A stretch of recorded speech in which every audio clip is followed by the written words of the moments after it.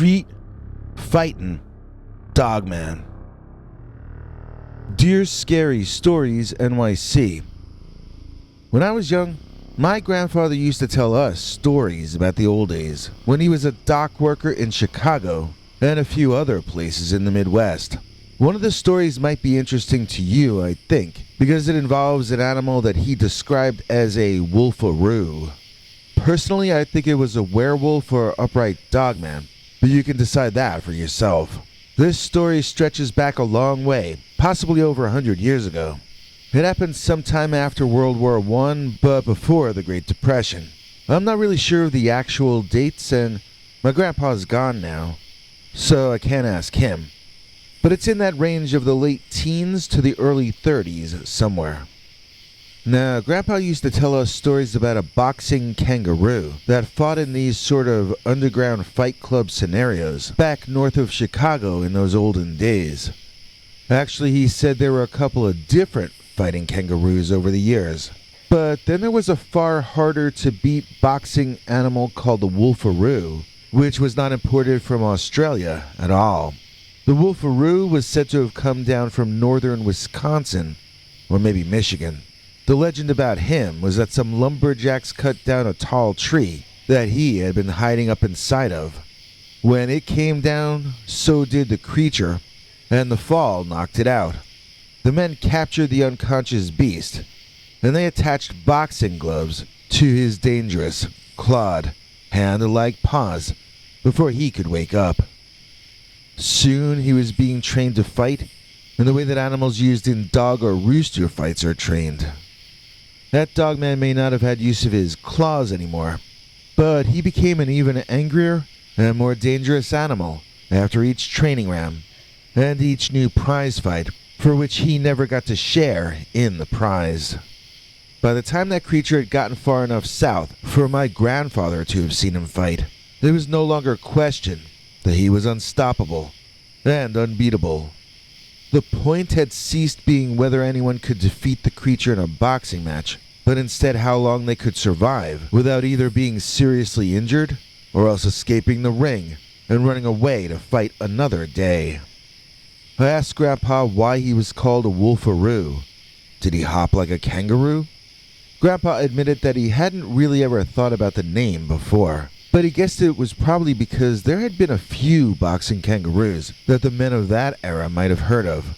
But nobody within then living memory had seen a creature like this, fighting in secret venues against ordinary human males. This was something like a wolf, but a wolf who could stand up like a kangaroo and box 10 rounds. The name wolfaroo must have been a shortening of wolf-headed kangaroo. Nevertheless, Grandpa said it did not have kangaroo legs, and it did not hop. It walked on its hind legs more like a bear than a kangaroo, but not really like either. That sounds to me like a pretty decent description of a possible historic dogman. Grandpa said that the wolfaroo didn't always fight according to Marquis of Queensberry rules. For instance, one time when the creature seemed to grow tired of a fight that was too evenly matched, it started biting its opponent on the neck and shoulder. That was really the only way to defeat the wolfman boxer. You had to get him to seriously injure you. Then you'd win by default, as long as the ref saw the creature doing the dirty deed. I remember asking Grandpa if there might be surviving posters or newspaper articles about these fights, but he only grew very defensive about the subject, saying that I was calling him a liar. I was not. I merely wanted to find out more about the creature, if it did in fact exist. That's all. I asked him how he would know a fight was going to happen if it wasn't in the newspaper, and he said there were handouts, some kind of paper that was passed around, which informed people of fight events and locations. So to me that sounds like there might in fact be some bit of evidence somewhere that proves this is in fact something that was once for real. Now, my initial understanding was that the boxing dogman competed by the Chicago docks, and that the fights were organized by the dock workers themselves. Grandpa, though, in the last time we got to talk about this, elaborated on and corrected the version of history I had internalized. The fighting did not, in fact, take place on the docks. It took place near or in what would now be the Captain Daniel Wright Woods Forest Preserve. The exact location seemed to shift around one given area, maybe moving on when police presence arrived, or when the fighters in the audience got drunker. I was never exactly clear on that part. Like, Grandpa would tell of the Dogman kangaroo beating up a man in a basement, with men standing around making bets, with cash, as the battle raged on. But then he'd be telling me about a fight where all the men were gathered in the woods over there, watching and betting. There was also a story of a man fighting the wolfaroo right out in the street, at night, with the crowd slowly gathering as word of mouth spread. Apparently you could stage an event like that with no advanced planning or warning, make a profit off of taking people's bets, and then skedaddle out of there when the law showed up to shut you down. Another thing that Grandpa cleared up was that this was not run by the dock workers, although plenty of the guys laying down their cash to bet probably were working the docks. This was just a phenomenon which factory workers, sailors, and other working class guys would attend as entertainment. Grandpa told us about one time when the wolfaroo got a little hot under the collar at its owners, for some reason that he and his buddies didn't see. What they did see was the creature refused to climb into the back of the truck that they moved him around in. As bad as the fights could get, the place they took him afterward must have been even worse, because that wolfman boxer did not want to get back into that truck to go back wherever that was. According to my grandpa, the wolfaroo fought off 3 men at once, as no one man was a match for him. At first, brave men from the crowd volunteered to try to help subdue the creature, but as more and more of them fell to the side, either injured or outright unconscious, the number of willing volunteers dwindled. If Grandpa's version of events was really true, that creature would use one man as a bowling ball and the rest of the men as bowling pins, as he was supposed to be much taller and heftier than any human. He was even able to battle off multiple men for a long time, before finally becoming exhausted enough to be pushed and shoved back into the truck, to be brought back to whatever hellhole served as the poor creature's home. One night, Grandpa overheard some men talking about trying to drug the wolfaroo before a fight. This way they could bet against him and win. Grandpa was invited to become part of the plan, but declined and backed away from the plotters. Grandpa said he watched the men entering the area which led to the wolfaroo being held in his cage. Seconds later, he saw the men running right back out of that area, their faces pale and aghast. The idea of anyone even being able to get very close to the beast at all was laughable. The wolfaroo was the king of the Midwestern jungle.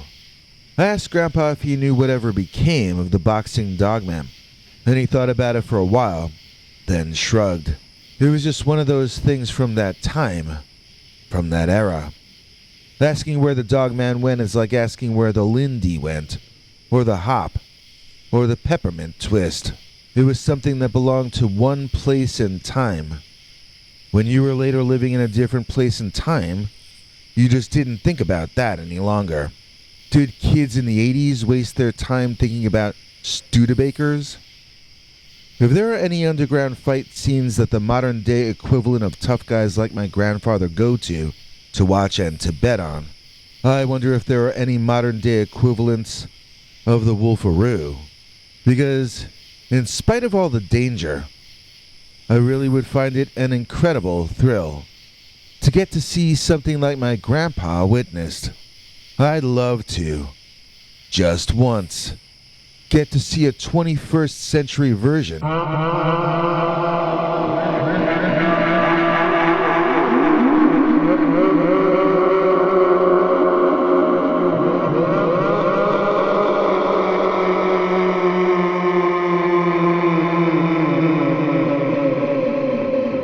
of the street fightin' Dogman.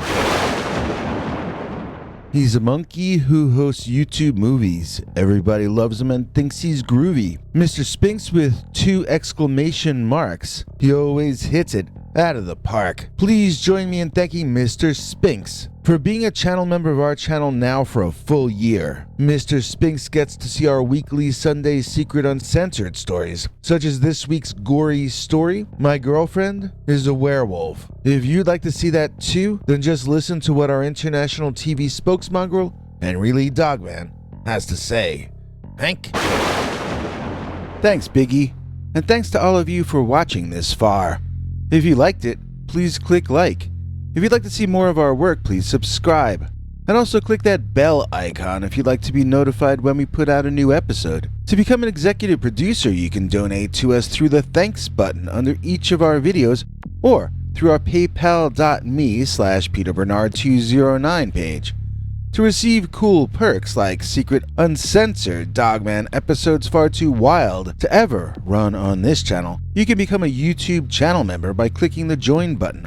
Or join our PayPal subscribers club at peterbernard.com. Joining either at the $3 a month level or above gets you access to our over 25 hours of secret uncensored Dogman stories available nowhere else. Do you have a scary story about Dogman or some other kind of high strangeness that happened to you? Let us know by emailing us at scarystoriesnyc@gmail.com or by leaving us a voicemail message at 804-LA-SCARY. You may need to call back on that when it cuts off after I think 3 minutes. And if you don't want to do any of that stuff, thank you for simply watching to the end. Good night, and have a scary tomorrow.